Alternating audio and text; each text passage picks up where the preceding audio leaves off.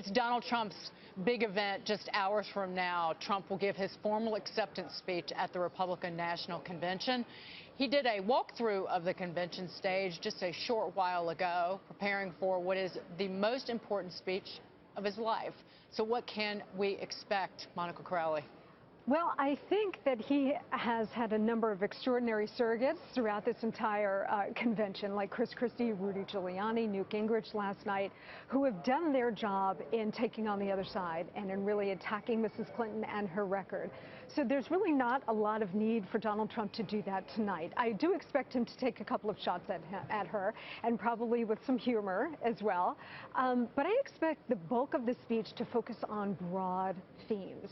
I think he understands the gravity now of the office that he seeks, and I think that he's going to go into this speech with almost a Kennedy-esque, Reagan-esque approach, drawing the distinction between Barack Obama and Mrs. Clinton as big government America, and by contrast, he will be big America.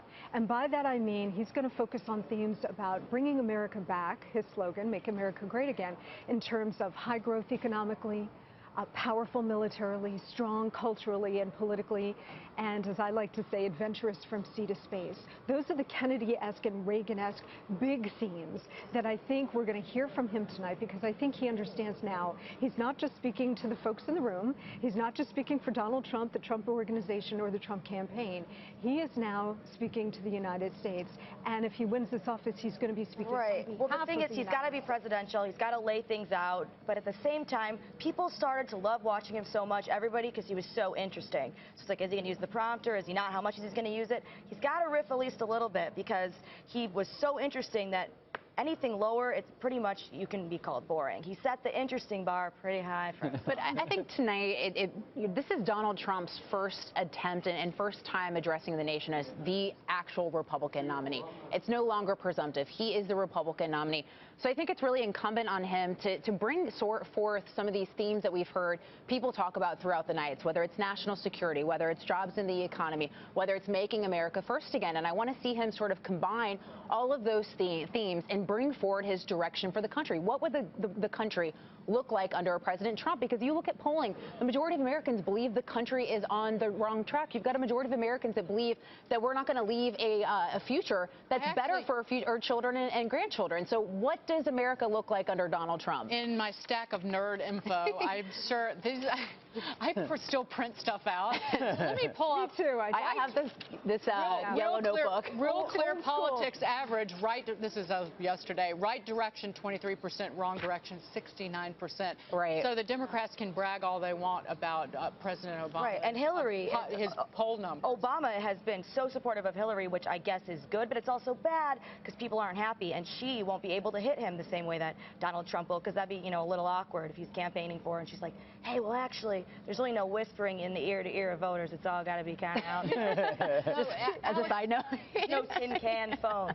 These speeches, though, have so many cooks, if you will, that you can wind up with a casserole that isn't very appetizing. That national security. I mean, right, yeah. But it can be, because then if you have too many hands in it, then it can seem not of him. Well, and every draft, sometimes the most interesting things get taken out, the most controversial things get taken out, and then you're left with something that's very bland. And I totally agree with you. If Donald Trump stands up tonight and gives a bland speech, people are going to that's not going to go over well. That is not why people are tuning in tonight. They're tuning in to see Donald Trump. They expect him to say something provocative. It is a tough speech for him to do, because I think up until now, the American people have looked at him as a celebrity and a businessman, and to Lisa's point, now they're going to look at him as a potential president.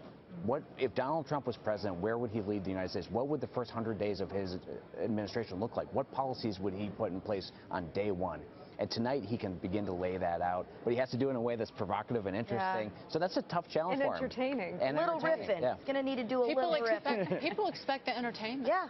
Yeah. Oh, yeah. Whether it's from an insult or a joke that's, and remember, an insult that's disguised as a joke, something like that. The first time that the American people saw him at this convention it was like the WrestleMania. That's what I was just about to say. In the back, and he was, cast in a shadow and an image, and he walks slowly. He knows what he's doing when it comes to entertainment. When it comes to making the speech, you're right, there can be sometimes a lot of cooks in the kitchen, like with a presidential State of the Union address. It is up to the candidate or the president to make sure the tough stuff, the great lines, the jokes actually do stay in, the way Ronald Reagan did with the tear down this wall comment. State Department wanted that out. They kept crossing it out, and he kept putting it back in. So it's incumbent on Donald Trump to make sure that the final draft is exactly what he wants in his voice. He doesn't strike me as someone who can't stand up for himself. Well, and Monica, you look at, you look at Hillary Clinton's line of attacks. The most effective line of attack she has is regarding Donald Trump's temperament. So I think something tonight, I think we want to see, and he needs to project this presidential aura. I can be president of the United States. I can be commander-in-chief. I've got this. This is what I will do for the country. And I really I think the best line I've ever heard from him is when he says that Hillary Clinton says, I'm with her. I'm with you.